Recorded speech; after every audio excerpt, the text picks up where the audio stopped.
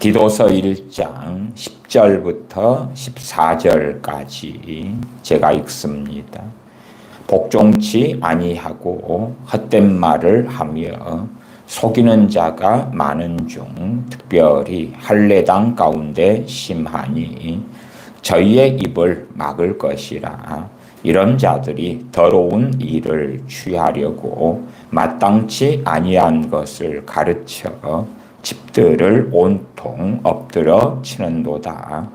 그레데인 중에 어떤 선지자가 말하되 그레데인들은 항상 거짓말장이며 악한 짐승이며 배만 위하는 게으름장이라 하니 이 증거가 참되도다.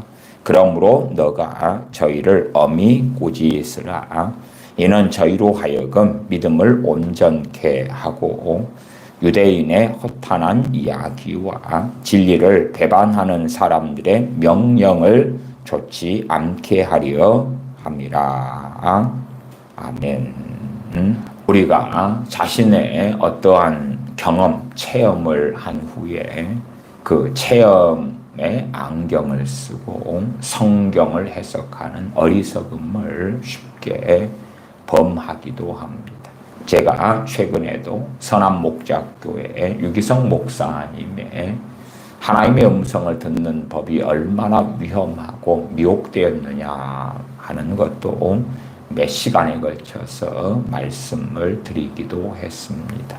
진리가 아닌 자신의 체험을 가지고 성경을 이용하여 진리화를 시키는 거죠. 그건 참으로 무서운 일입니다. 유감스럽게도 저희 설교자들, 목회자들은 자신의 체험을 가지고 성경을 해석하고 마치 자신의 체험이 진리인 것처럼 가리키는 이들도 아주 많습니다. 그래서 우리는 우리들의 책임, 우리들의 체험을 또 경험을 성경을 통하여 바르게 살펴보아야 하지. 그렇지 않으면 진리화를 시키는 어리석음 속에 쉽게 들어갑니다. 아무리 우리가 한 체험이 바르고 올바르다 할지라도 그것이 다른 사람들에게는 다 맞는 건 아니다 그 말이에요. 내가 한 올바른 체험, 하나님께서 주신 은혜의 체험, 그런 걸 알지라도 그것을 어떻게 쉽게 계측하고 계량할 수 있겠습니까? 소위 내가 몇 시간 몇 분을 기도했더니 응답을 받았다. 그러면 그걸 진리화시켜서 여러분도 몇 시간 몇 분을 기도하면 응답받게 될 것입니다 한다면 틀린 게 되지요.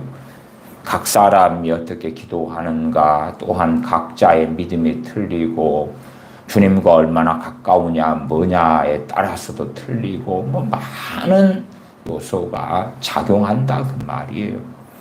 그래서 간증이라는 것도 매우 위험하다고 말씀을 드려보았습니다. 왜냐하면 내가 한 간증이라 할지라도 그것이 바르다고 가정할지라도 다른 사람들에게까지 간단하게 적용되지는 않는다. 그런 의미에서 일반화의 오류에 대해서도 많이 말씀드렸습니다. 일반화를 시키는 거죠.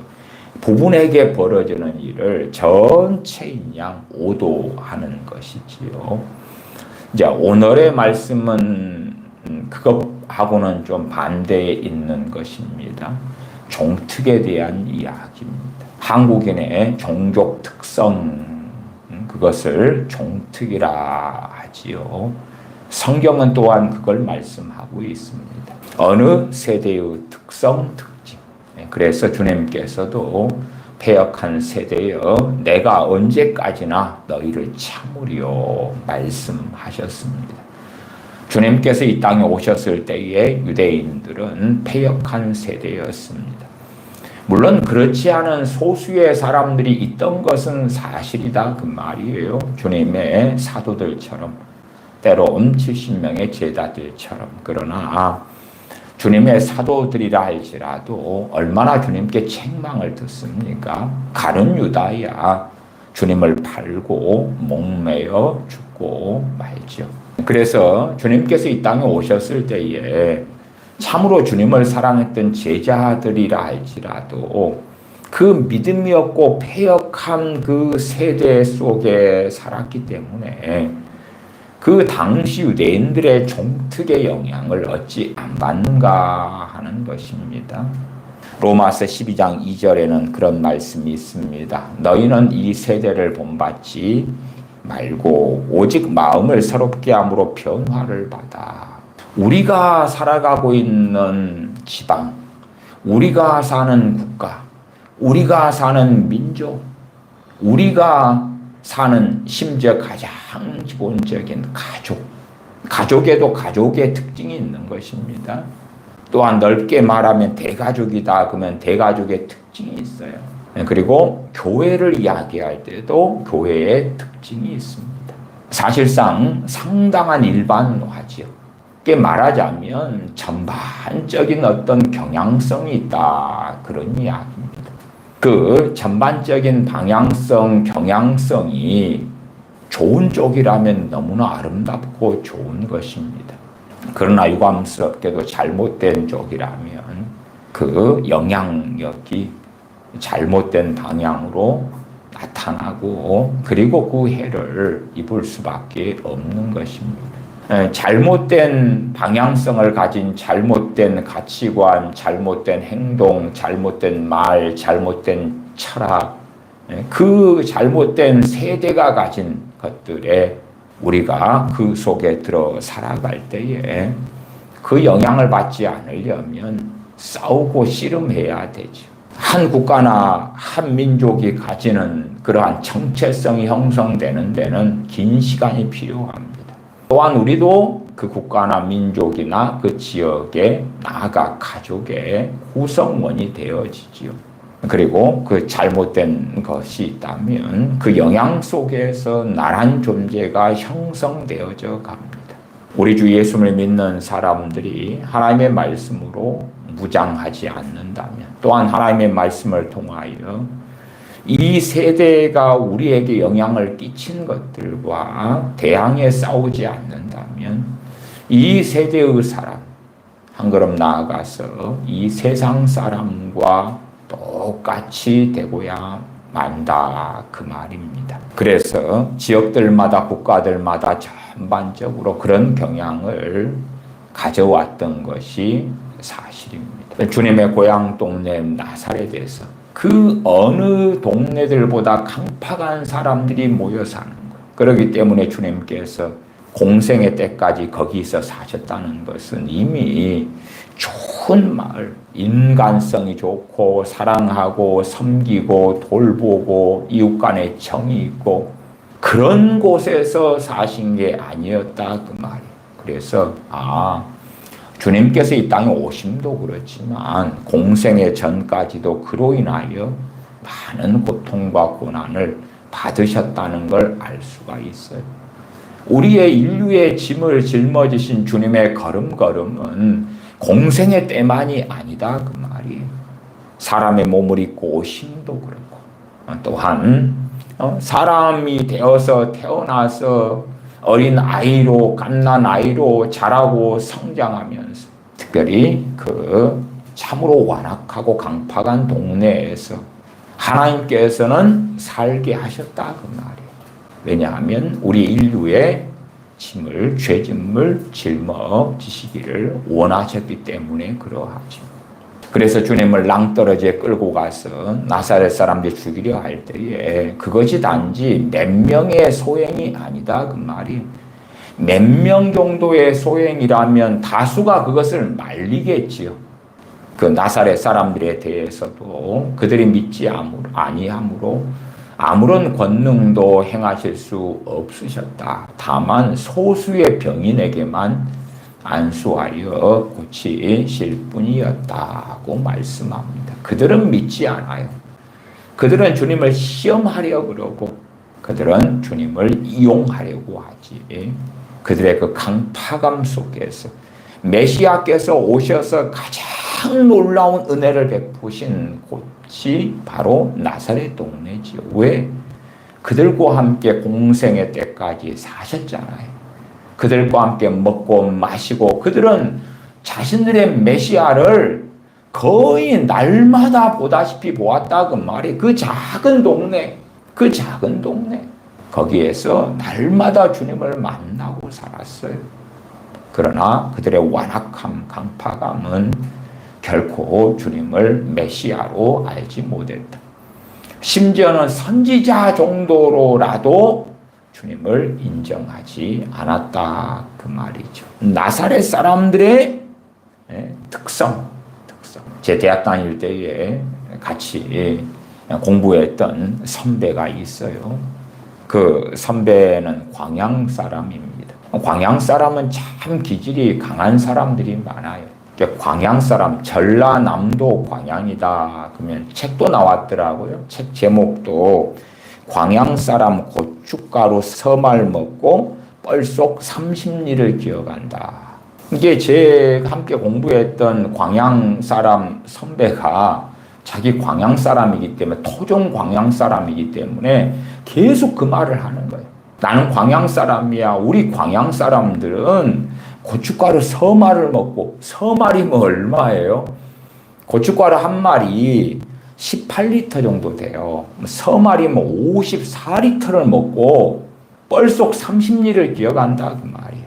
그렇게 광양 사람들이 억척 같고 때로는 좋은 쪽으로 해석하면 근성이 있고 야무지고 생활력이 있고, 좀 부정적인 관점으로 이야기한다면 억세고 기가 세고 지독하고 뭐 그렇다 그 말이. 그러니까 자기는 광양 사람이기 때문에 내가 이쪽 동네 사람들 10명하고 붙어도 안 진다 그 말이. 우리 광양 사람 몇 명만 모아놓으면 너희 동네 사람들 50명 100명을 모아도 우리가 이긴다 막 그런 거예요. 그 광양 사람의 프라이드가 너무 강해서 심심하면 그냥 우리는 고춧가루 서말을 먹고 54리터를 먹고, 광양이가 뻘이 있단 말이에요. 그 바다하고 강이 만나는 지역이어서 또 산도 있고 백운산도 있고, 그래서 광양에서는 먹을 것이 지천으로 깔려 있어요. 산으로 가도 되고 강으로 가도 되고 바다로 가도 되고. 그러니까 생활력이 강하면 잘 먹고 잘 살 수 있는 동네죠. 농경지도 많고 과수 같은 것들도 아주 많고. 그래서 광양 사람들이 다 그런 건 아닙니다만은 그런 것 같은 광양 지역 사람들의 어떤 특별한 종특이라는 게 있더라 그 말이. 종특이라는 게 있어요. 대한민국 사람들도 종특이 있다 그 말이에요. 이 그레데 사람들에 대한 이야기를 먼저 보십시다. 디도서 1장 12절입니다. 그레데인 중에 어떤 선지자가 말하되 그레데인들은 항상 거짓말장이며 악한 짐승이며 배만 위하는 게으름장이라 하니. 그럼 그레데인들이 그걸 다 인정하겠어요? 안 하겠어요? 안 하겠죠. 안 해요. 그러니까 사람들의 착각은 그거예요. 예수님 믿으면 변한다는 거예요. 그러기도 하고 안 그러기도 합니다. 지금 그레데인에 대한 이야기도 그런 것입니다. 그레데인이 복음 전파를 받고 우리 주 예수 그리스도의 복음을 통해서 예수를 믿게 됩니다. 그런데 그들이 항상 거짓말장이로 남아있는 거예요. 악한 짐승으로 남아있는 거예요. 배만 위하는 게으름장이로 남아있어요. 이 그레데인의 종특, 그레데 사람들이 전반적으로 그렇다고 말이에요. 이 경향이 얼마나 강한지 아니면 약한지는 차이가 있겠으나 그레데에서 사는 사람들은 그렇게 살아가요. 그 지중해에 있는 큰 섬인데 거기에 사는 그레데 사람들의 경향성, 종특이 그러하다 그 말이에요. 아이고 예수님 믿으면 변합니다. 그러면은 13절로 갑시다. 이 증거가 참되도다. 그러므로 너가 저희를 엄히 꾸짖으라. 디도라는 주의 종이 그냥 일반적인 그레데 사람들, 불신자들을 모아놓고 떼끼 여보시오. 당신들 그렇게 살지 마시오. 그럴 권세가 있어요? 없어요? 없습니다. 없어. 예수님을 믿었는데 그대로 거짓말장이에요. 도둑놈 예수님 믿으면 도둑놈 크리스찬, 사기꾼이 예수님 믿으면 교회에 와서 사기를 치는 거예요. 세상에 개모임 하면서 돈 떼먹던 개주가 예수님 믿지 않아요? 그러면 교회 안에 개모임을 만들고 교우들의 돈을 빼돌리고 뜯고 도망가. 항상 혈기내고 싸우고 이간질하던 사람이 예수님 믿었어요? 교회 안에 들어왔어요? 교회 안에서 파당을 나누고 이간질하고 싸우고 다툰다고 말이에요. 그게 종특이에요, 종특. 어떤 지역 사람들은 온건해요. 어떤 나라 사람들은 온건하고 온화해요. 어떤 나라 사람들은 전혀 그렇지 않아요. 제가 지금까지 아르헨티나를 많이 갔습니다. 그리고 아르헨티나 사람들하고 접촉하고 만나면 무섭다 그래, 무섭다. 공특을 발견해요. 그들은 항상 날이 서 있고요. 자기에게 하나라도 손해가 돌아오는 것 같아 따지고 달려들고 그래요. 물론 아르헨티나 경제 상황이 안 좋으니까 더 예민한 것도 존재하긴 할 거예요. 어쨌든 그래서 아르헨티나 사람들의 종특이 만들어져 있는 거예요. 사실은 우리나라 같은 경우는 노무현 정권 때 그때에 로스쿨을 만들어 가지고 어마어마한 변호사를 양산했지. 그러니까 이제 소송이 어마어마하게 늘어난 거예요. 왜? 변호사들이 먹고 살아야 되잖아요. 그러니까 어떤 일이 있으면 야 고소고발해라. 일을 만들어야 되잖아요. 만들어. 그러니까 대한민국을 소송공화국으로 만들었어요. 윤석열 대통령은 그랬잖아요. 말을 이 말하고 저 말하고 말이 정반대의 말을 하고 사는데 한 번은 그의 연설을 들어보니까 그러한 노무현 대통령 같은 일을 통해서 로스쿨이 만들어져 가지고 대한민국의 법치가 세워졌다. 그렇게 막 연설을 합니다. 하고 또 조금 있다가 연설을 들으니까 대한민국은 법치가 무너졌다. 그리고 막 합니다. 저 사람이 도대체 대통령으로서 왜 정반대의 말을 앞뒤꼭시 없이 하지? 사실은 로스쿨 세워지고 어마어마한 변호사가 양산되면서 우리나라 대한민국은 소송공화국이 됐거든요. 야, 너 트럭 하나라도 손해본 거 있다고 느껴지잖아. 가만두지 마. 고소하고 고발해버려. 그러니까 일본 사람들이 의사들에 대하여 고소고발하는 것. 내가 의사로부터 이런 손해를 봤어. 의사가 치료를 잘못했어. 의사가 뭘 잘못했어? 의사들을 고발하는 것보다 대한민국 사람들이 의사를 고발하는 것이 200 몇십 배가 더 많습니다. 200 몇십 배가 더 많아요. 이게 소송공화국이죠.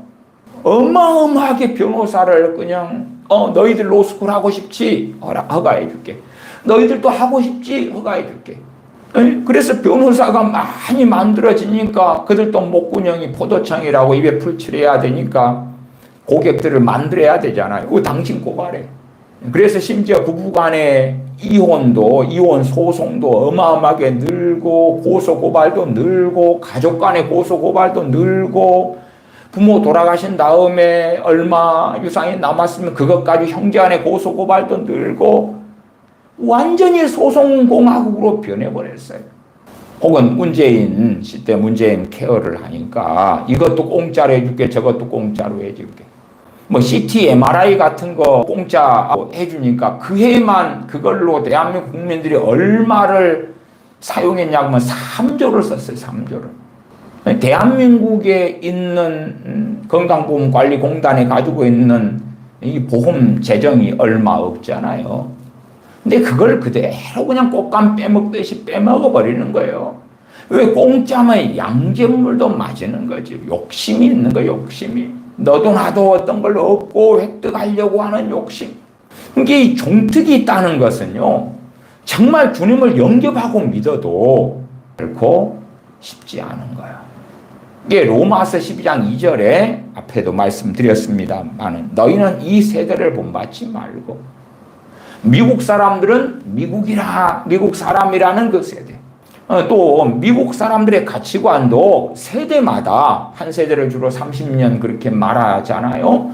세대마다 바뀌어오기도 해요. 대한민국의 가치관. 그것도 막 바뀌어오죠. 그러면서 현재의 세대가 가지는 가치관. 현재의 세대가 가지는 철학, 사실은 그것을 우리 믿는 크리스천들이 본받아 버리면, 그것과 똑같이 가지고 살면 진실로 깨어있는 그리스도인으로 살기가 어렵다는 것은 너무나 뻔한 일입니다. 또한 한 개인이 가지고 있는 특성도 당연히 있죠. 한 개인의 단점이 있고 문제점이 있고 그래요. 거기에 이제 이 세대가 가지고 있는 잘못된 것까지 받아들이면 엎친 데 덮친 격이고, 불이 났는데 거기에 기름을 끼얹는 일이 되고야 말죠. 나하고 내가 진실로 진리로 무장하고 하나님의 말씀의 사람이 되면서 세상의 가치관하고 나하고 코드가 안 맞는 사람이 돼야 되는데, 뱃속에 이미 세상 사람이 되고, 그러면 이 세대를 본받는 것은 너무나 쉬운 일이 되죠. 자, 그렇게 살다가 이제 예수님을 믿었어요. 영접했어. 주님께서 변화시켜 주실 거야. 그렇지 않지요. 그러면 로마서에서 옛사람을 벗어버리라고, 새사람을 입으라고, 변화를 받으라고 말씀 안 하시지. 신경 쓰지 마. 내가 변화시켜 줄게. 내가 다 해줄게. 그런 망상을 꿈꾸는 믿는 사람도 많아요. 야, 내 자식이 문제가 있으니까 예수님만 영접해버리면 될 거야. 아니면 또 다른 말로는 주님 만나주세요. 주님만 만나면 변화될 거예요. 그런 이야기를 사도 바울이 디도에게 합니까? 안 합니까? 안 합니다. 디도서 1장 1절에 하나님의 종이요 예수 그리스도의 사도인 바울, 곧 나의 사도된 것은 하나님의 택하신 자들의 믿음과 경건함에 속한 진리의 지식과, 그렇게 쭉 말씀하면서 4절로 가면 같은 믿음을 따라 된 나의 참아들 디도에게 편지하노니. 나의 참아들 디도에게 편지한다. 디도는 하나님의 종이고 교회를 세우는 부르심을 받았고 말씀을 증거하고 가르쳐야 되는 부르심이에요. 근데 너 그레데 섬에서 지금 사역하는 중이잖아. 그레데 사람들 종특이 이렇다. 이 예수님을 영접하고 믿는다고 이 종특을 벗을 수는 없는 거예요. 벗으려면 어떻게 해야 돼요? 싸워야 되지. 그러나 그것이 더 강력한 견고한 진이면 진일수록 벗어내기가 어렵다 그 말이에요. 대한민국의 종특은 참 많고 강렬합니다. 그렇기 때문에 우리 대한민국 사람들이 깨어있는 것은 훨씬 더 어렵기도 해요. 훨씬 더 어렵기도 해요.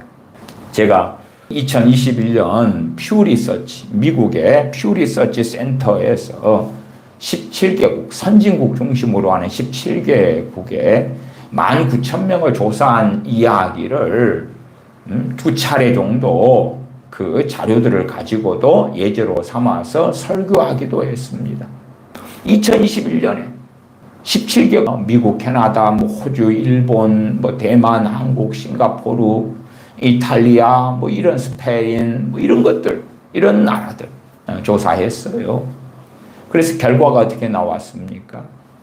평균적으로 전 세계 그 선진국들은 내 인생, 우리의 인생, 나의 인생을 무엇이 가치 있게 하는가? 무엇이 내 인생을 의미 있게 하는가? 좀 더 정확한 질문으로 하면 당신의 삶을 의미 있게 하는 가치는 무엇인가? 거기에서 다른 나라들, 말하자면 17개국 가운데 14개국은 가장 첫 번째가 가족이다 그랬어요. 가족. 미국 같은 데도 가족. 17개국 가운데 14개국은 가족. 캐나다도 가족. 가족이다. 영국도 가족. 독일도 가족. 프랑스도 가족. 가족인데 3개국만 가족이 아니에요. 물론 대만 같은 상황은 좀 이해합니다. 대만은 항상 그 중국의 침략을 당할 그 두려움, 공포 속에 있기 때문에 대만은 소사이어티, 사회 혹은 국가를 선택했어요. 왜냐 그러면 국가가 무너지고 중국의 침략을 받아서 이 자유민주주의가 무너지고 말면 나란 존재는, 가족이란 존재는, 내 삶의 터전도 다 무너진 거기 때문에 대만은 소사이어티. 사실은 이 사회, 지금 현재의 대만이 사회가 최고 중요하다. 최 근래 들어와서 대만 사람들은 몇 명, 대만의 크리스천들입니다. 몇 명만 모여도 지금 나라를 지키기 위한, 대만을 위한 기도를 하고 있습니다. 몇 명만. 그래서 그러한 기도 모임만 해서도 엄청난 수가 지금 있다 그래요. 하나님께 엎드려서 우리를 보호해 달라고, 우리를 살려 달라고. 왜? 그만큼 대만 상황이 좋지 않거든요. 저 중국이 연일연야 전투기를 띄우고 막 군함을 앞바다까지 보내고 침략할 준비를 하고 또한 군대를 전진 배치하고 그런 것이 계속하여 보이니까 거기에 비하면, 이 중국에 비하면 대만은 얼마나 작습니까? 또한 나라로도 인정도 받지 못하고 심지어 다른 나라들과 맺었던 수교도 많이 파괴되고 없어지고 무너지고. 왜? 중국의 힘이 너무 막강하고 대만과 수교를 맺은 나라들의 중국이 압박을 하고, 그러니까 수교를 끊어버리는 거예요. 단교해버리는 거예요. 그렇게 고립되어 가고 있는 대만. 그러면 그들이 우리는 소사이어티, 이 사회, 대만이라는 이 사회, 이것이 1순위로 우리의 삶을 의미 있게 하고 중요한 가치가 됩니다. 그리고 이 대만을 하나님 지켜주소서 하고 대만의 크리스천들이 하나님께 지금 엎드리고 있는 상황입니다. 그리고 그로 인하여서 얼마간의 부흥도 있다는 이야기를 요즘 소식으로 듣습니다. 그 다음에 스페인 같은 경우는 우리나라 사람들하고 가치관이 상당히 비슷해요. 스페인 사람들은 가장 중요한 게 건강이다. 건강. 물론 자신의 건강이죠. 건강. 두 번째가 돈이에요. 세 번째가 직업이고, 네 번째가 가족이고. 대한민국 사람들은 이 글로벌 17개국 가운데서 첫 번째로 선택한 것이 돈이에요. 돈. 물질적 풍요, 돈이 가장 중요하다. 두 번째는 건강이 두 번째로 중요하다. 세 번째가 가족이에요. 세 번째가. 내 돈, 그다음에 내 건강. 돈이 있는데 건강이 없으면 안 되잖아. 아니면 건강이 안 좋아도 돈만 넉넉하면 병원에 좋은 치료를 받아서 건강해질 수도 있겠죠. 이 첫째는 돈, 두 번째는 건강. 그 다음에 이제 내가 돈이 있고 건강하면 그래, 그러면 가족도 뭐 돌아볼 만하고, 가족도 그 다음에 세 번째쯤은 중요할 수 있겠지. 그래서 이러한 것들을 통해서 종특이 그렇구나. 사람들 전반적으로 원하고 갈망하는 게 종특이죠. 그러면 자기가 원하고 갈망하는 걸 인스타그램에 올리고 SNS에 올리고 카톡으로 공유하고 그러한 글을 더 읽고 그러한 게시글을 쓰고 그럴 거 아니에요. 그러니까 경향성이 그렇게 굳어지고 견고해지면서 그 영향 속에서 나란 사람의 가치관, 선호도 등등이 만들어져 가는 거예요. 광양 사람들, 앞에 광양 사람들 이야기했잖아요. 광양 사람들은 김치 담고 그럴 때에 젠피라는 걸 넣습니다. 저는 그러면 젠피를 넣으면은 맛이 이상해. 그것도 향신료 중에 하나거든요. 그러니까 그쪽 사람들은 젠피 넣는 걸 너무 좋아해. 종특이에요. 그래서 광양 사람들 집에 가서 식사를 같이 하거나 그러면 김치에 젠피가 들어가 있어. 끝나고 인상 찡그리고 젠피 들어갔네, 안 먹을래요, 그럴 수 없는 거고, 맛있게 그냥 먹는 신용을 해야 될 거 아니에요. 그 사람들은 어릴 때부터 젠피를 먹고 살아왔기 때문에 김치에 젠피가 들어가야 되는 거예요. 제 고향에서도요, 김치를 담글 때 되면 뭘 넣는 습관들이 있었냐 그러면은 바닷가니까 청각을 넣어요. 청각. 김치를 담는데 청각을 넣어. 그래서 저희 집 식구들은 김치 담을 때 부모님부터 청각을 넣어. 사실은 저는 그걸 또 싫어하거든요. 이게 제 가정 안에서 특성이 안 되는, 청각만 넣으면 어이고, 그런 것처럼 생각하는 패턴, 뭘 좋아하느냐, 기호가 뭐냐, 뭘 사모하냐, 그런 것이 한 가족 안에서도 그렇지만은 집단, 교회라는 구성원들 사이에도 그렇고 지역사회도 그렇고 국가도 그렇다고 말해. 국가도. 그래 대해 사람들은 12절로 돌아가면 항상 거짓말장이며 악한 짐승이며 배만 위하는 게으름장이라. 그레데 사람들이 항상 거짓말만 하고 살아왔어요. 거짓말만 하고 살아왔어요. 그레데 사람들이 항상 거짓말장이다. 이걸 누가 말한 거예요? 한 개인의 견해가 아니라 어떤 선지자가 말한 거예요. 어떤 선지자가 말한 거. 물론 선지자도 개인적인 말을 할 수 있죠. 그러나 그것을 사도 바울은 하나님으로부터 선언된 애언으로 인정하는 거예요. 단지 그냥 한 그레데에 있는 선지자의 의견으로 이야기하지를 않아요. 보편적으로 그렇다는 걸로 이야기를 해요. 그러면 그레데에서 나고 자란 사람들이 이 특성을 벗어난다는 것은 정말 어려운 일인 거예요. 정말 어려워. 우리가 종특이 아니라도 내가 어릴 때부터 어떤 삶을 살고 어떠한 죄에 빠지고 어떠한 경향을 가지고 어떠한 악으로 달려가고 어떠한 존재가 되고 그러다가 주님을 영접하고 믿었어요.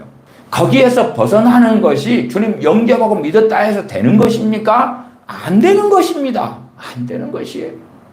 마치 공부를 전혀 안 하던 아이가 예수님 영접하고 믿으니까 공부를 잘하게 돼버려. 그럼 말 돼요? 안 돼요?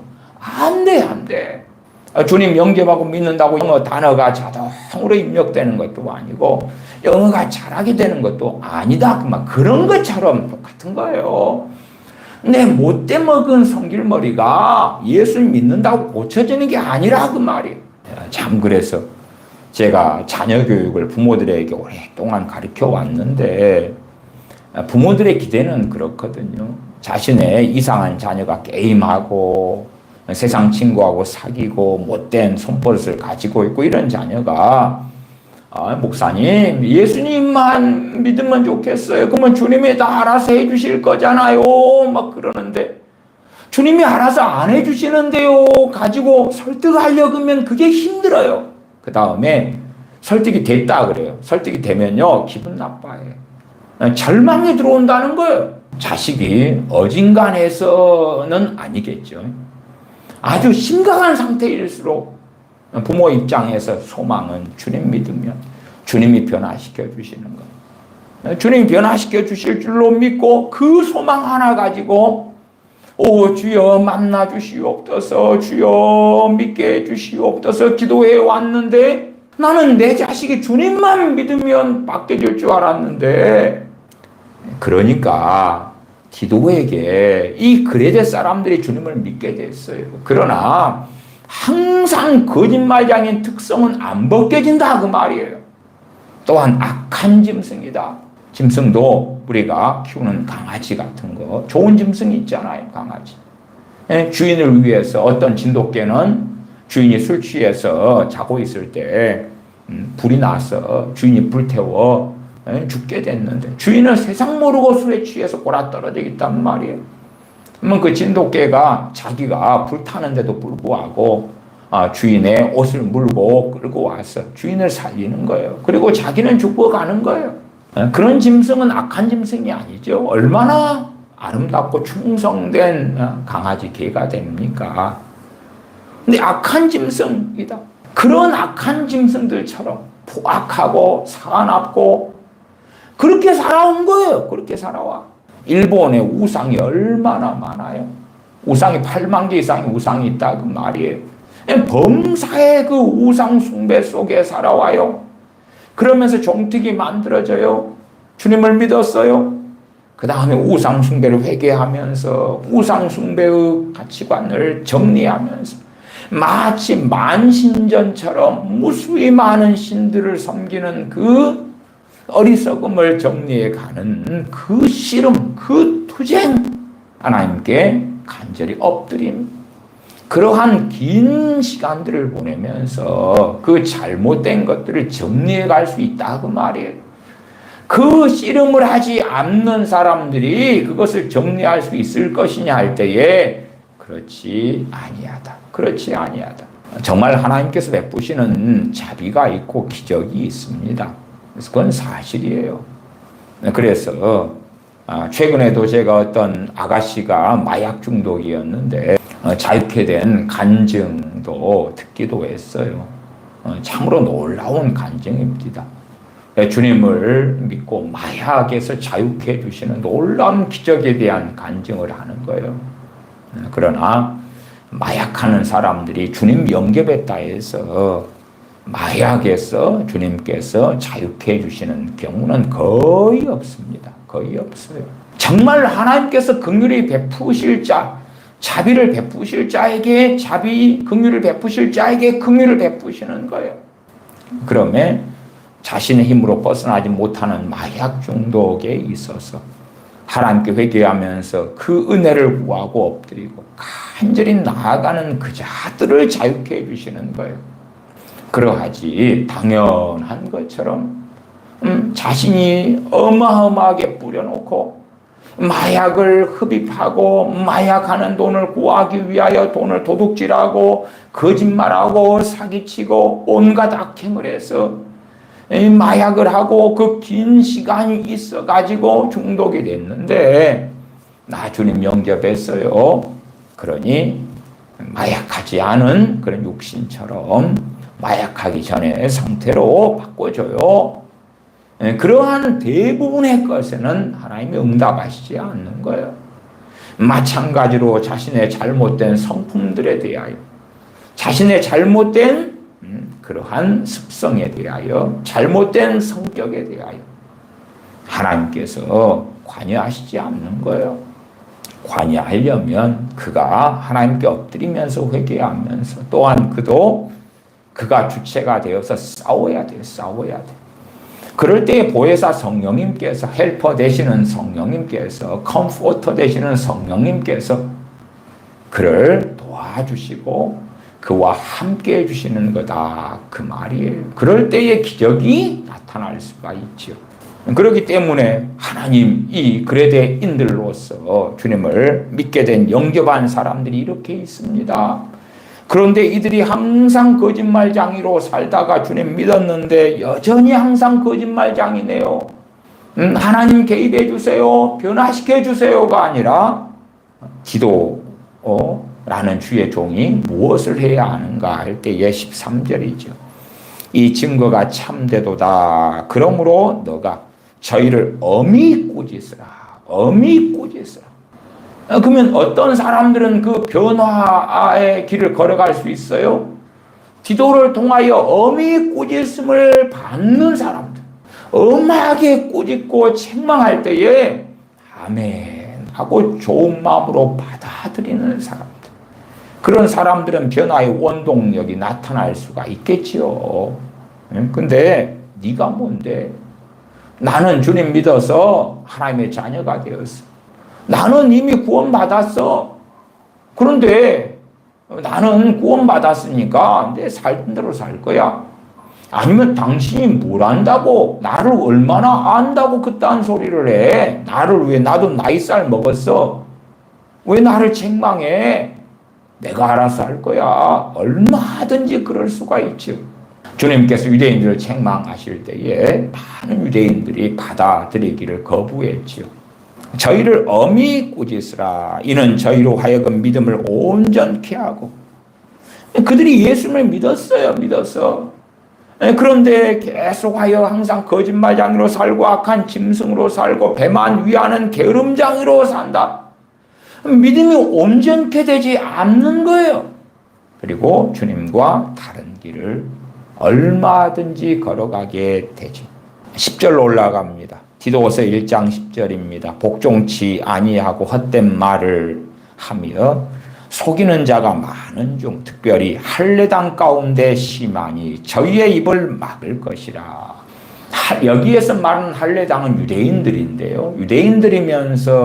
유대인이니까 할례를 받았지요. 그리고 할례 받은 유대인들 가운데 예수를 믿는 사람이 있다 그 말이에요. 그들을 할례당이라 그러는 거예요. 그들을 할례당이라. 예수님 안 믿는 유대인들을 이야기하는 게 아니에요. 예수님을 믿어요. 예수님 믿는 할례당. 지금도요, 메시아닉 주들이 있어요. 유대인인데 예수님을 믿는 사람들이 있어요. 메시아닉 주. 물론 많지는 않아요. 그 다음 메시아닉 주들이 쓴 책들이 우리나라도 여러 권이 번역됐어요. 제가 그런 거 읽어보면 정말 무엇이 필요하냐 그러면 1장 11절이 필요해. 저희의 입을 막을 것이라. 그들의 주둥이를 막아야 돼. 과거에 온누리교회 하영규 목사님 살아계실 때에 두란노 출판사에서 그 메시아닉 주들의 책을 많이 발간했어요. 저들의 입을 막아야 돼. 근데 그들은요, 자신은 선민이잖아요, 선민. 이스라엘 사람, 유대인이잖아요. 어릴 때부터 토라를 배웠고 암송했단 말이에요. 그래서 다른 나라 사람들보다, 다른 민족들보다 특별한 우월감을 가지고 있어요. 그러다가 이제 복음을 전해 듣고 예수를 믿었어요. 그러니까 더 특별해진 거예요. 자기들은 누구보다 토라를 잘 알아, 구약 성경을 잘 알아, 진리를 잘 알아. 단지 하나 부족했던 것은 예수를 안 믿었던 것 하나뿐이야. 그렇기 때문에 내가 당신들 기독교인들의 우리가 스승이 되어줄게. 지도자가 되어줄게. 내가 성경 해석을 할 테니까 당신들은 듣고 배워. 그래서 메시아닉 주들이 이제 감 믿은 초신자라도 선생이 되려고 해요. 하나님 말씀을 내가 잘 아니까 잘 배워라, 잘 가르침 받아라. 그렇게 해서 성경을 이상하게 해석하는 거예요. 그런 책들이 우리나라에 번역이 많이 됐다니까요. 여러분이 책 제목을 보실 때에 야, 저자 이름이 좀 영어 이름도 아니고 일반적이지 않네 그러면 그런 책들 가운데 메시아닉 주들의 책들이 있는 것을 발견하실 수 있으실 거예요. 메시아닉 주들, 소위 말하면 할례당인데 유대인인데 예수님을 믿었어요. 근데 10절에 복종치 아니해요. 복종치 아니에요. 기도 같은 주의 종 사도 바울이 말씀을 전하고 가르치면 그 가르침을 안 받아요. 나는 그렇게 성경을 해석하는데 동의할 수 없어요. 나는 당신이 그렇게 말씀을 증거하는데 인정할 수 없어요. 나는 거기에 동의하지 않아요. 받아들이지 않아요. 그렇게 되는 거예요. 복종치 아니하고 헛된 말을 하며 헛된 말을 해. 성경을 이용해서 헛된 말을 해요. 정말 지금 시대는 많은 목사님들 가운데 성경을 이용해서 헛된 말을 하는 자들이 많아요. 진리에 복종함이 아니라 진리를 왜곡시키고 속이는 일이 많아요.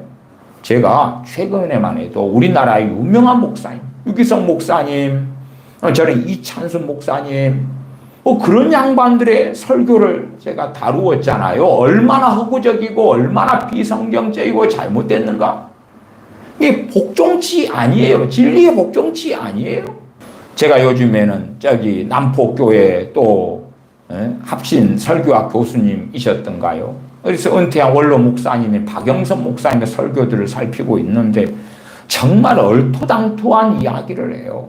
그 양반이 우리나라에 80년대에 얼마나 유명하고 탁월한 설교자로 영향을 끼치고 존경을 받았어요.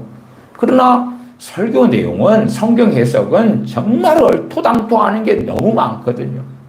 저 개인적으로는 신학대학원 다닐 때 박영선 목사님의 책들을 가지고 신학대학원생들에게 설교 학회를 할 때에 얼마나 틀린 게 많은지를 가리키고 전하기도 했어요. 98년 이럴 때부터. 근데 요즘에는 또 그러한 명설교자라 해가지고 박영선 원로 목사님의 설교들이 막 유튜브에 올라오더군요. 그래서 다시 또 들어봐요. 참 희한하고 둥글납작한 게 많아요. 저 유명한 장경동 목사라는 사람이나 부흥사로 지금까지 오래 살아왔던 정광훈 씨 같은 경우도 두말할 것도 없고 정말 희한한 자들이 한국, 대한민국 교회들의 리더가 되고 중심이 되어져서 살아가요. 이게 그들은 성경을 잘못 해석하고 잘못 가르친다 그럴 때는 복종치 아니하죠. 누구에게요? 하나님께. 하나님께 복종치 아니하죠. 헛된 말을 하죠. 속이는 자가 많다. 많은 중 특별히 할례당 가운데 심하니 저희의 입을 막을 것이라. 하나님의 종인 디도가 그들에게 지도자 자를 주지 말아야 되고 그들에게 발언권을 주지 말아야 되고 그들이 내가 가르칠게 나를 따르라 하는 짓을 용납하지 말아야 된다 그 말이에요. 그것도 할례당으로서 유대인으로서 예수님 믿는 사람들의 종특이 되었어요. 근데 과거만 그런 게 아니라 사실은 지금 시대도 그러한 거예요. 지금 시대. 유대인들 가운데 예수님 믿는 사람들이 많지도 않은데 어떻게 그런 종특이 2000년 전에도 그랬는데 지금까지 그러는지는 정말 희한한 건데 그런 종특을 발견을 해요. 11절 저희의 입을 막을 것이라. 이런 자들이 더러운 일을 취하려고 마땅치 아니한 것을 가르쳐 집들을 온통 엎드려 치는도다. 더러운 이익을 취하려고. 이익이라는 것도 더러운 이익만 있는 건 아니잖아요. 내가 정상적으로 장사하고 사업에서 돈 버는 건 더러운 이익이 아니죠. 그러나 하나님 말씀을 부당하게 사용하고 잘못 가르치고 속이고 말씀을 통하여 속이는 것 등등등 해서 하는 목적이 이익을 취하려고 하는 것이다. 그렇게 해서 집들을 온통 엎드려 치는도다. 다시 12절 그레데인 중에 어떤 선지자가 말하되 그레데인들은 항상 거짓말장이며 악한 짐승이며 배만 위하는 게으름장이라 하니 이 증거가 참되도다.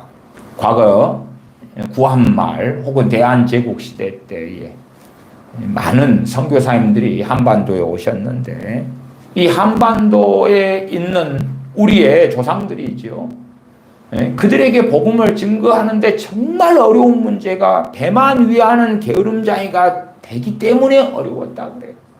그냥 자신의 아내는 애 낳고 애 키우고 밭일까지 하고 장작도 하고 정말 힘들게 사는데 남자들은 노름하지 막걸리 마시지 마누라 주여 패지 일은 하지 않지. 그러니까 예수님을 이제 전도해서 믿게 되었는데도 그 짓거리를 버리지 않는 거예요. 그래서 선교사님들이 특단의 조치를 내렸죠. 이 한국인들의 술 마시는 막걸리 마시고 노름하고 계집질하고 노는 이 종특이 예수님 믿어도 안 고쳐진다. 그러니까 아예 술 금지. 믿는 사람은 술 마시면 안 돼. 그렇게 해버리고 출발하자. 그래서 예수님 믿는다는데 술 마시고 막걸리 마시면 당신 참된 회심으로 인정 안 해. 당신 세례 못 줘. 당신 교회에서 직분을 받을 수 없어. 믿는 사람은 술, 담배 안 해. 항상 곰방대에다가 담배를 해가지고 뻐끔뻐끔 빨아가면서 자기 아내는 아궁이에 불 떼가지고 밥하려고 하고 빨래하고 밭일도 하고 집안일도 하고 애도 키우고 부모님도 시부모님 부양도 하고 하는데 남정네들이 배만 위하는 게으름장애가 돼가지고 꼼짝도 안 하는 거예요. 꼼짝도 안 해. 그러다가 또 없는 살림에 이것저것 긁어가지고 조상 제사다 그러면 또 제사다 그럴 때는 폼 잡고 그냥 우상 숭배에 깊이 들어가고 못돼 먹은 것이 너무 많으니까 선교사님들이 아예 인간 개조를 해야 되는 거예요. 그러는데 많은 어려움과 고초를 겪었어요. 그런 선교사님들은 지금 시대 같은 어리석은 주장은 안 하셨지요. 야, 그 못된 먹은 버릇이 참 많네요. 걱정하지 마세요. 예수님만 믿으면요. 그 못된 버릇이 다 고쳐지거든요. 주님이 다 고쳐주시거든요. 그런 거짓말을 안 했어요. 요즘의 목사님들은 그 거짓말을 너무 많이 하네. 너무 많이 해. 그러니까 들을 때는 위로가 되겠지. 거짓말인걸. 그래야 될 사람들의 종특이 주님 믿는다고 고쳐지는 게 아니에요. 그가 이제 주님 믿은 다음에 그 은혜 그 사랑으로 구원받은 그 사랑에 전능하신 아버지께 나아가고 엎드려서 아버지 하나님의 말씀에 순종하기를 원하고 진리의 길을 걷기 원하여 그 못된 습성들 오랫동안 만들어왔고 싸워왔던 그 못된 습성, 가치관, 언어, 말투, 생각, 뱃속, 정욕 등등과 싸워야 된다 그 말이에요. 히브리서 말씀에 너희가 주여와 싸우되 아직은 피 흘리기까지 싸우지 아니하였도다. 피 흘리기까지 싸워야 되는 거예요. 그래야 될 사람들이라면 더 그렇고 할례 당으로서 예수님 믿게 된 자들은 더 그렇고 그러하다. 그것에서 하나님의 종인 디도가 그들을 섬기는 방법이 13절 이 증거가 참되도다 참되도다. 주님 믿으면 배만 위하는 게으름장이가 부지런하게 되고 그러면 하나님의 백성들에게 잠언에서 개미에게 가서 배우라 부지런해라 그런 말씀할 필요가 없잖아요.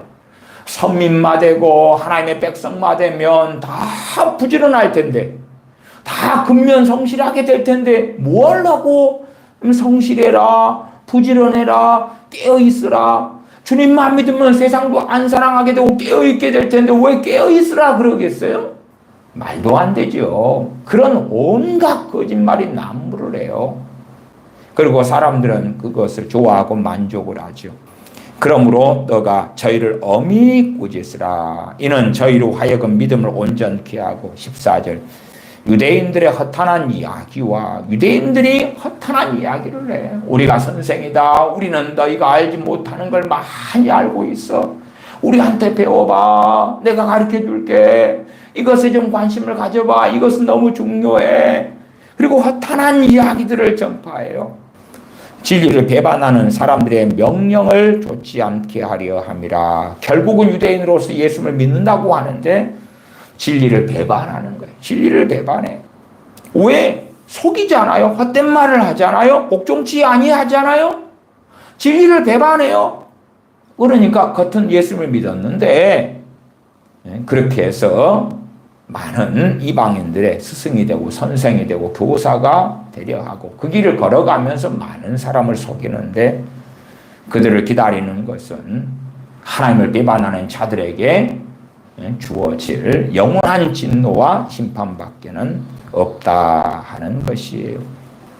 우리가 이스라엘 백성에 대한 그들의 종특에 대해서도 참 많이 성경을 통해서는 발견합니다. 제가 몇 구절만 좀 읽어드리겠습니다. 이사야 30장 8절에서 10절입니다. 이사야 30장 8절에서 10절 제가 읽겠습니다. 이제 가서 백성 앞에서 서판에 기록하며 책에 써서 후세에 영영이 있게 하라. 대저인은 패역한 백성요 거짓말하는 자식이요 여호와의 법을 듣기 싫어하는 자식이라. 그들이 선견자에게 이르기를 선견하지 말라. 선지자에게 이르기를 우리에게 정직한 것을 보이지 말라. 부드러운 말을 하라. 거짓된 것을 보이라. 그렇게 이스라엘 백성들이 한다. 그 말은 그렇게 유다 백성들이 한다. 그 말이죠. 세번역 성경으로 이사야 30장 8절을 읽어드리면 이제 너는 가서 유다 백성이 어떤 백성인지를 백성 앞에 있는 서판에 새기고 책에 기록하여서 오고 오는 날에 영원한 증거가 되게 하여라. 유다 백성이 어떤 백성인지 서판에 쓰고 책에 기록해서 오고 오는 날에 영원한 증거가 되게 해라.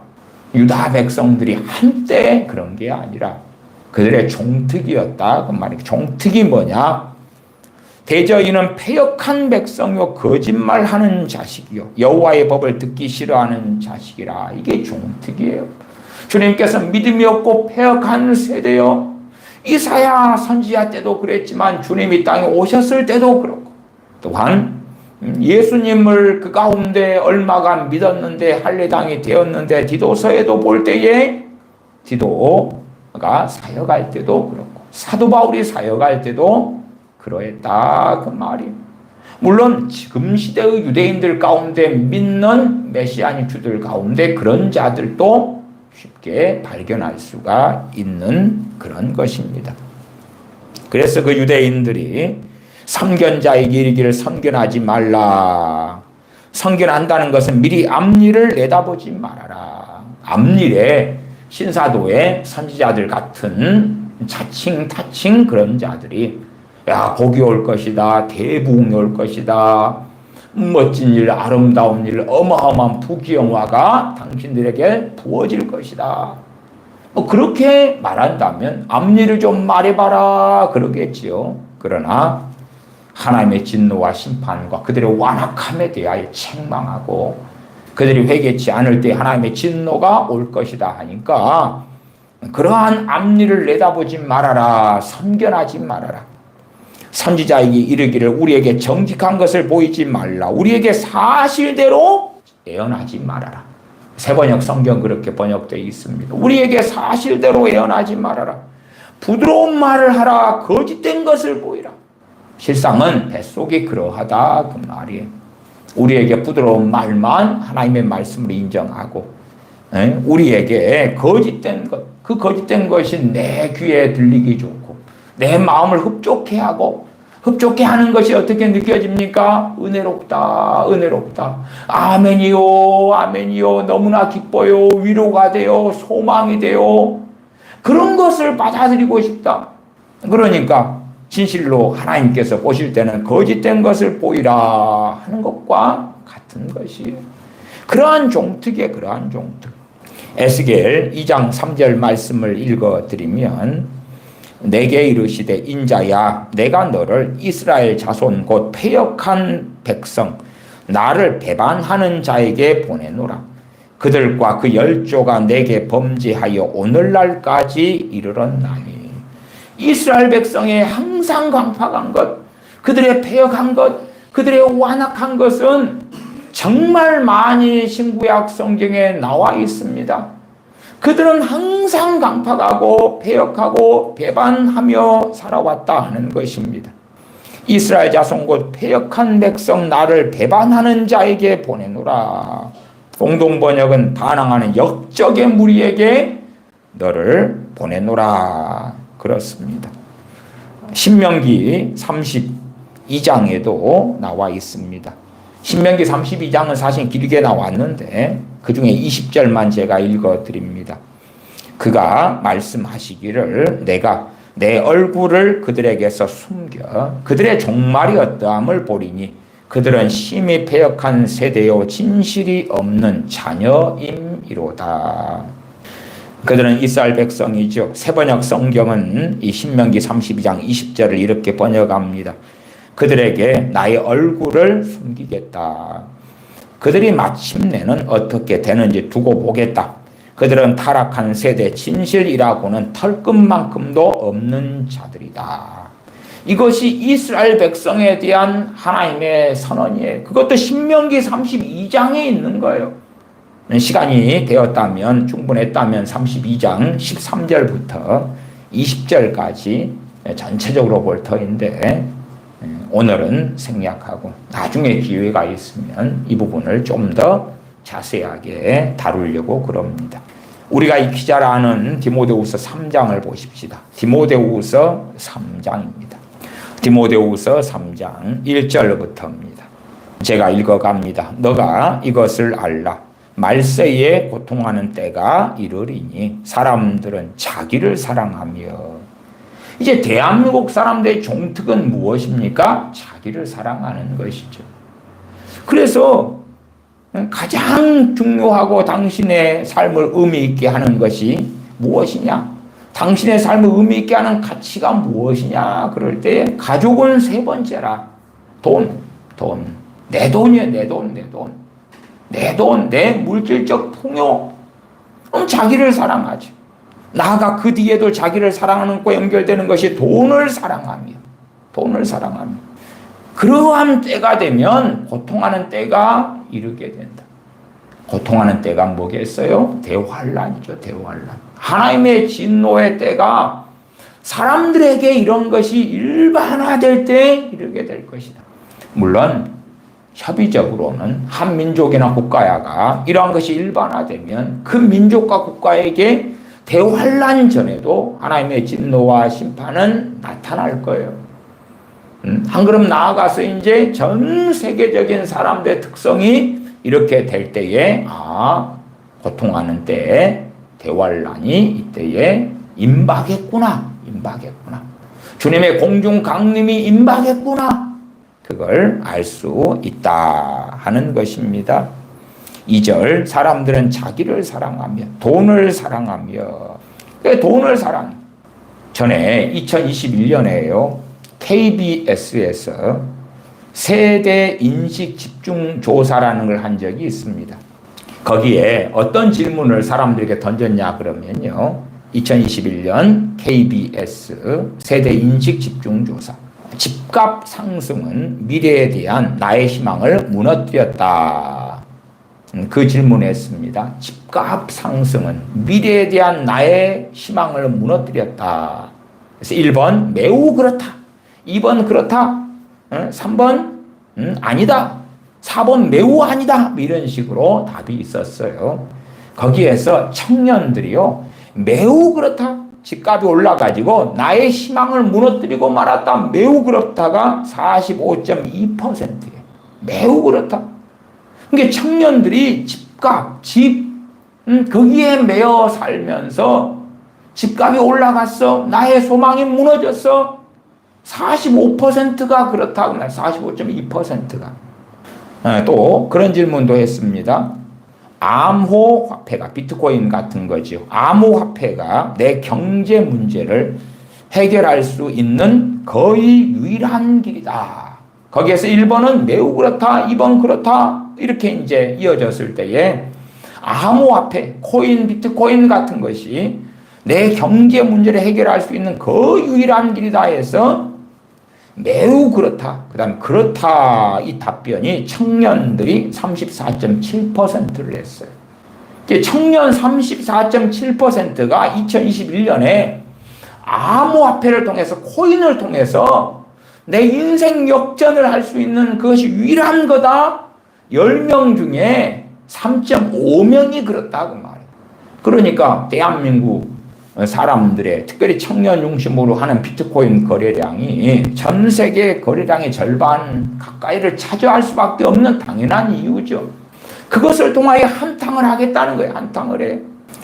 대한민국 사람들이 빨리 부하게 되고자 하는 청년들이 빨리 부하게 되고자 하는 코인이나 비트코인이나 주식 등을 통해서 돈을 벌어서 빨리 부자가 돼가지고 워라밸을 누리면서 젊은 나이에 은퇴하고 세계 여행이나 하고 살고 그러한 꿈들을 꾸죠.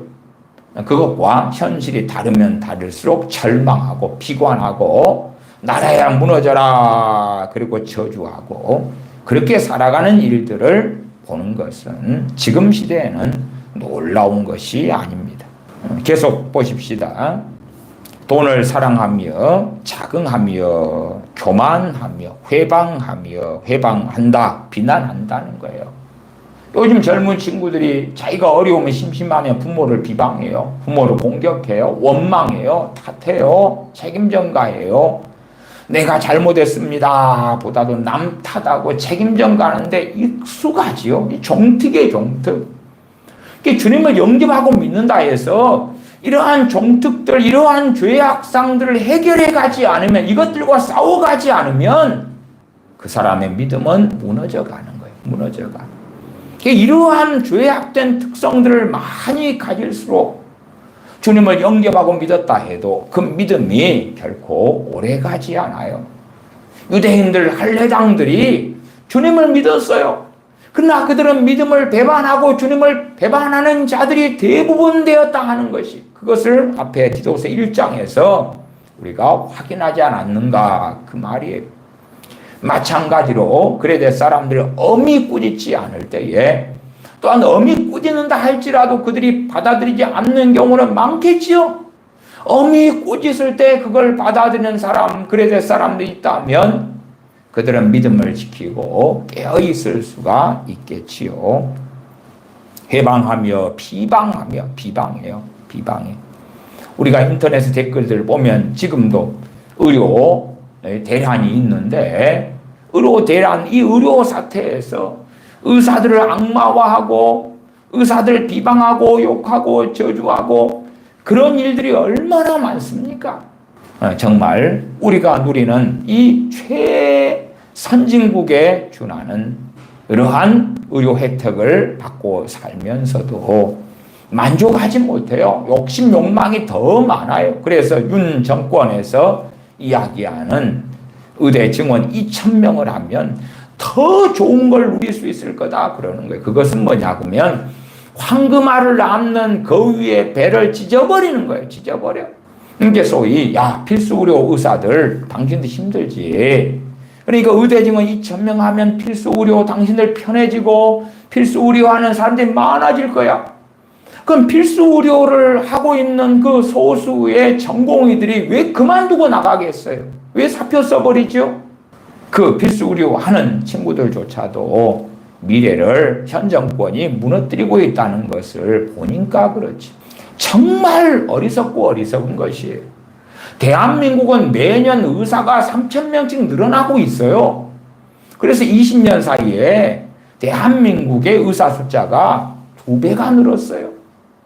의대 증원 안 해도 의사 숫자는 매년 3,000명씩 늘어가고 있는 거예요. 의사가 부족해서 그러는 게 아니에요. 필수 의료에 젊은 친구들이 가지 않는 이유를 그 의사들은 아니까, 혹은 의대생들은 아니까, 전공의들은 아니까 의논하고 상의해서 해결해 가야지요. 일본보다 우리나라 의사 수가 더 많거든요. 인구 대비로 할 때 그렇다고 말이. 지금 일본 같은 경우가 작년 2023년인가요? 노령화 인구가 30%가 넘어섰어요.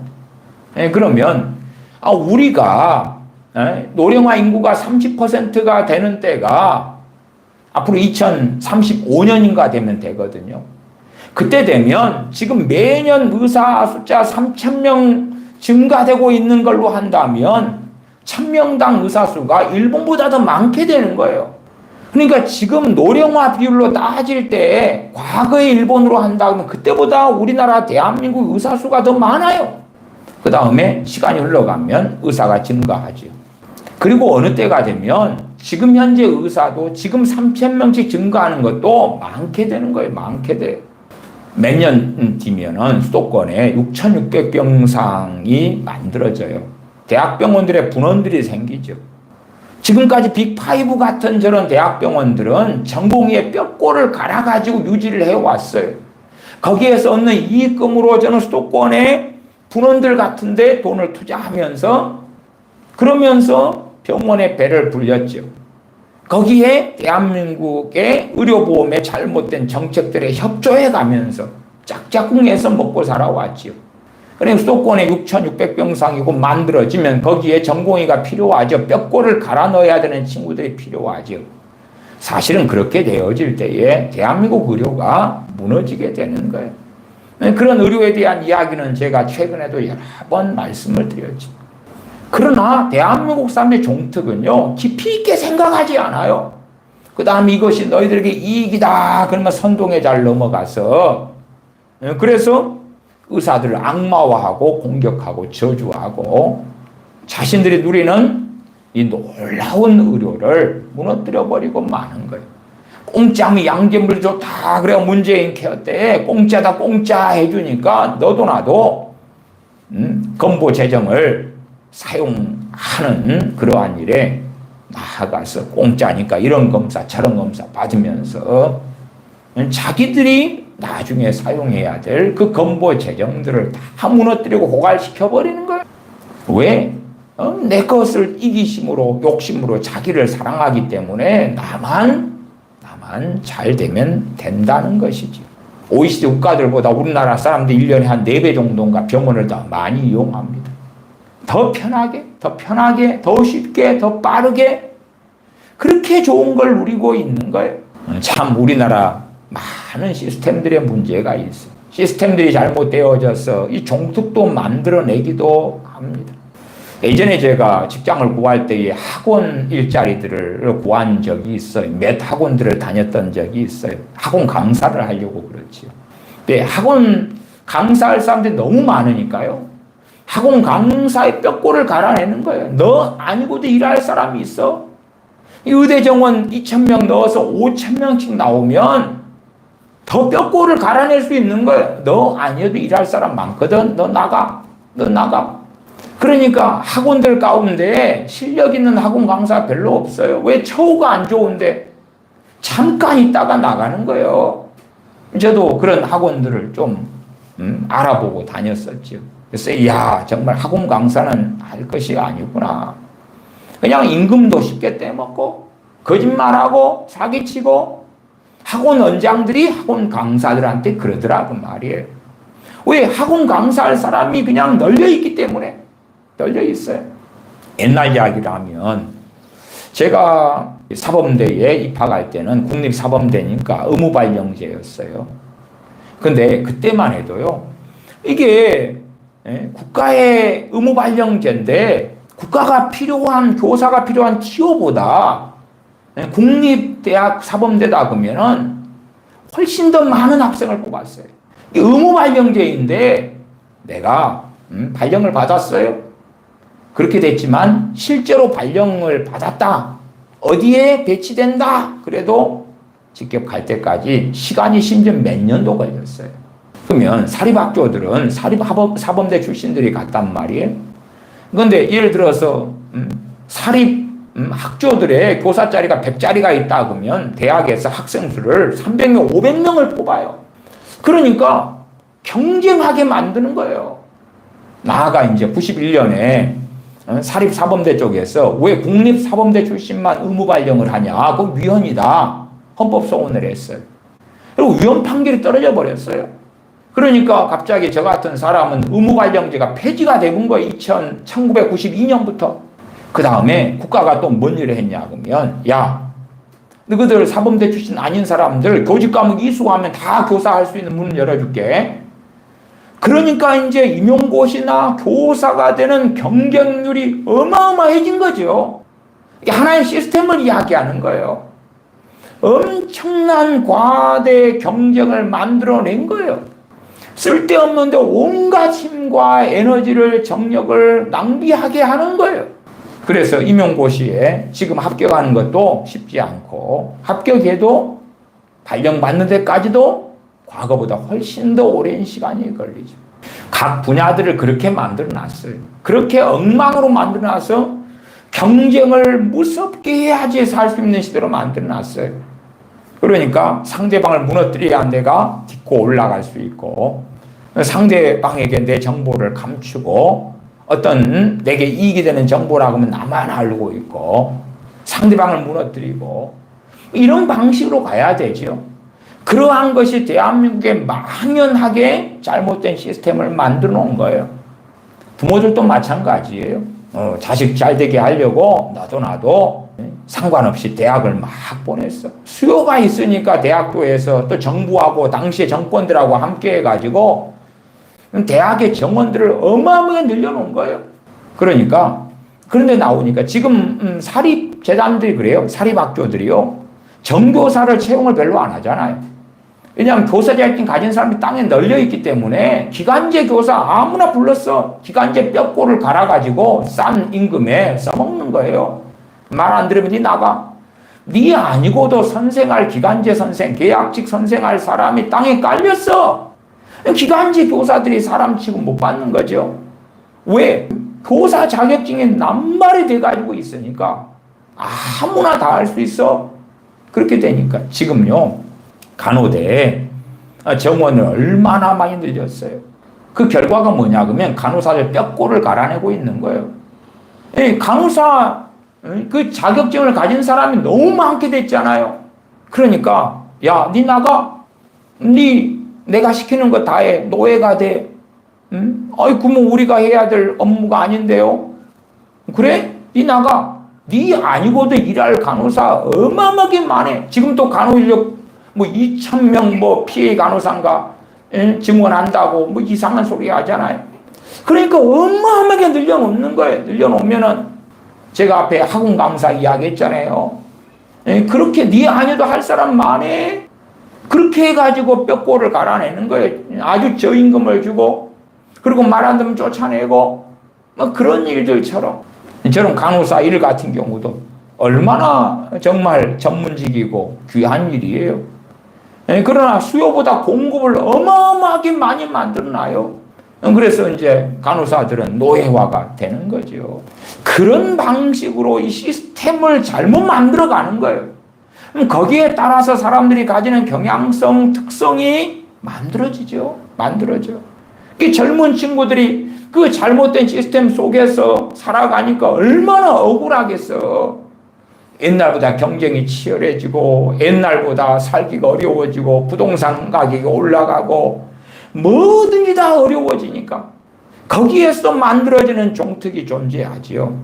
3장 2절 하반에 부모를 거역하며, 가족의 가치는 세 번째니까 단지 부모를 사랑한다, 섬긴다를 떠나서 거역해요, 대항해요, 싸워요, 마음 아프게 해요, 공격해요, 비난해요, 헐뜯어요, 원망해요, 감사치 아니하며. 감사라는 걸 어디에서 찾습니까? 감사라는 것은 거룩하지 아니하며. 거룩이란 단어는 크리스천들에게 쓰는 것입니다. 크리스천인데 거룩하지 않다 그 말이에요. 그레데에서 복음을 전해 듣고 그레데 사람들이 믿었는데 거룩하지 않아요. 거짓말장이로 살다가 예수님 믿었는데 거짓말장이에요. 악한 짐승으로 살다가 예수님 믿었는데 악한 짐승이에요. 거룩하지 않아요. 무정해요. 원통함을 풀지 아니해요. 참소해요. 절제하지 않아요. 사나워요. 선한 것을 좋아하지 아니해요. 배반해요. 팔아요. 조급해요. 대한민국의 빨리빨리는 얼마나 심각합니까? 그래서 관공서 같은 데도 조금 일이 늦게 처리된다 해서 어떤 사람은 공무원 뺨을 때려버리고 그러잖아요. 젊은 애들 뺨을 때려버려, 자기 아들 같은 애들. 그래도 그런 사람은 별로 처벌도 안 받고 지나가고 막 그러는 것이에요. 예? 사나워요. 조급해요. 자고하며 쾌락 사랑하기를 하나님 사랑하는 것보다 더하며. 하나님 사랑과 쾌락 사랑을 비교하니까 이게 단순하게 세상 사람에 대한 이야기가 아니구나. 예수를 믿는데 그렇게 변화되지 않아요. 왜? 그것이 자신이 돼버리고 자신의 특성이 돼버리고, 또한 이 세대를 본받아 가지고 이 세대 사람들이 가지고 있는 특성을 그대로 가지는 거예요. 그걸 이상하다고 생각하지 않는 거예요. 내가 안 믿을 때에 이 세대를 본받아 가지고 이 세대에 속한 사람으로 그 가치관, 그 행동 패턴, 그 말, 언어, 생각 이런 걸 가지고 살았다 할지라도 주님을 믿은 다음에는 이제 진리의 길을 걸어야 되기 때문에 좁은 길을 걸어가서 좁은 문으로 들어가기를 힘써야 하기 때문에 이 세대의 가치관과 하나님께서 말씀하시는 진리가 어떠한가? 하나님의 말씀을 통하여 내가 무엇을 얻을까? 내가 어떠한 걸 하나님께 받아낼까? 어떻게 하나님을 지배하고 조종하고 이용할까가 아니라 어떻게 하나님께서 원하시는 그 길을 걸을까?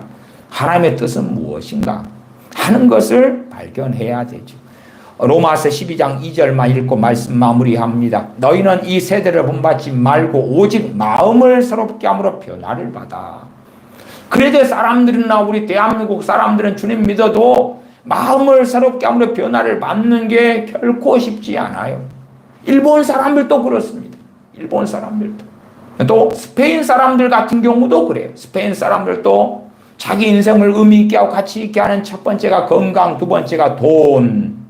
그러니까 대한민국 사람들하고 정말 많은 차이가 있는 건 아니죠. 그러나 대한민국 사람들보다는 좀 나으려면 나은 것 같아요. 첫째가 건강이고 대한민국 사람들은 첫 번째가 돈이니까.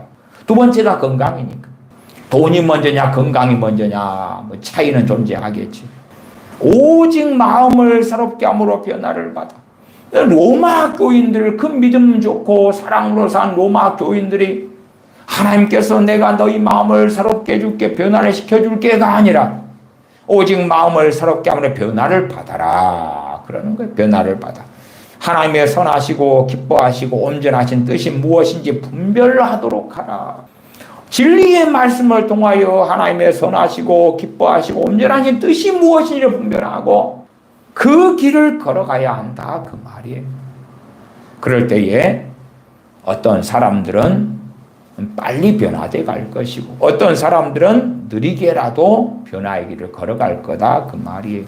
우리가 소아시아 7교회를 보잖아요. 소아시아 7교회가 특성이 다 다르죠. 교회적인 특성이 틀려요. 라오디게아 교회의 소수가 벌거벗거나 소경되거나 그런 게 아니죠. 그들의 일반화, 그들 전반적으로 그랬어요. 사대교회에서는 어찌 됐습니까? 대부분은 살았다는 이름을 가졌으나 죽은 자들이었어요. 소수만 흰옷 입은 자들이 있었다고 말이에요. 소수만. 그러니까 사대교회에서 신앙생활할 때 전반적으로 살았다는 힘을 가져서 죽은 자들이 됐어요. 그러니까 신혼집 몇 사람만 이상한 사람이 됐죠. 눈 하나 있는 동네에 눈 두 개 있는 사람이 있으면 그 사람 이상한 사람이 되는 것처럼 그랬던 것이지요. 소돔과 고모라는 어떻습니까? 소돔에서 하나님의 사람인 롯은 어떤 취급을 받습니까? 소돔 사람들 입장에서는 자기들은 정상이고요, 롯 같은 사람은 비정상인 거예요. 그 종특이에요. 그렇기 때문에 어린아이까지도 불과 유황으로 하나님께서 다 죽이시는 거예요. 그렇게 어린아이 때에 보냈어도 그들이 더 커가면서 이 종특을 벗어난다 쉽지 않아요. 더군다나 이 죄가 있는 종특은 마귀와 더러운 귀신들과 긴밀하게 연결되어 있어요. 그러니까 어릴 때부터 더러운 귀신이 침입하고 자리를 잡는다 그 말. 자리를 잡아. 예를 들어 그렇다고 합시다. 남편과 아내가 있어요. 자식을 낳았어요. 근데 이제 엄마는 믿음이 좋아요. 말씀대로 살려고 하고 깨어 있으려고 해요. 아빠는 세상 사람이에요. 자식들이 엄마보다 아빠를 더 좋아하는 자식이 있잖아요. 그런 자식은 아빠에게 역사한 더러운 귀신을 함께하고 가치관이 함께 되고 하나가 돼요. 그러니까 주님을 믿는 건 당연히 어렵죠. 아주 어렵고요. 나가 주님을 믿는다 해도 마치 그레데인 사람들의 특성처럼 그걸 쉽게 벗어나지 못하는 거예요. 벗어나지 못해. 그러나 이제 어떤 자식이 주님을 안 믿는데 말씀대로 살려고 하고 깨어있으려고 하고 그런 엄마를 사랑해요. 좋아해요. 그렇다면 어쨌든 엄마를 본받는 게 생길 거 아니냐 그 말이에요. 그리고 나중에 주님을 믿으면 이미 그에게 그렇게 마귀 역사도 대단히 세지도 않고 또한 그가 이 세대를 본받는 것이 그렇게 강력하지도 않을 거다 그 말이에요. 주님을 믿은 다음에 변화의 길을 걸어가는 것은 상대적으로 쉽다 그 말이 쉬워. 그러니까 각자가 어릴 때부터 사실은 유치원에 가서 학교에 가서 교사로부터 친구들로부터 또한 미디어를 통해서 SNS를 통하여 영화를 통하여 드라마를 통하여 이 세대를 본받아 가는 거예요. 본받아가. 그런 상황 가운데 나 예수님 믿었네 하지만 그러나 변화의 길은 정말 멀고 멀지. 그리고 변화의 길을 걷는 게 아니라 이 세상 사람과 똑같아진다면, 세상 사람들보다 더해진다면, 세상 사람들보다 못해진다면 결코 주님 앞에 섰을 때에 주님께서 내가 너를 안다, 내가 너를 아노라고 인정하지 않으실 것입니다. 기도하겠습니다. 아버지 하나님, 참으로 많은 나라들, 민족들 가운데 우리 대한민국 사람들 한민족의 종족 특성이 악하게 변질되고 잘못되어 가고 이상하게 되어져 왔습니다. 그리하여 우리가 씨름하지 않으면, 죄와 싸우지 않으면 한 문금이 되어서 그들의 말, 그들의 행각, 그들의 삶에 따라 살아가면서 주님하고는 먼 어리석은 삶을 살게 되기 때문에 저희가 경계하고 깨어 있어서 주님의 뜻을, 말씀을 따라 분별하여 마음을 새롭게 하는 변화를 받는 복된 자녀들이 되게 하여 주시옵소서. 우리 주 예수님의 이름으로 기도하옵나이다. 아멘.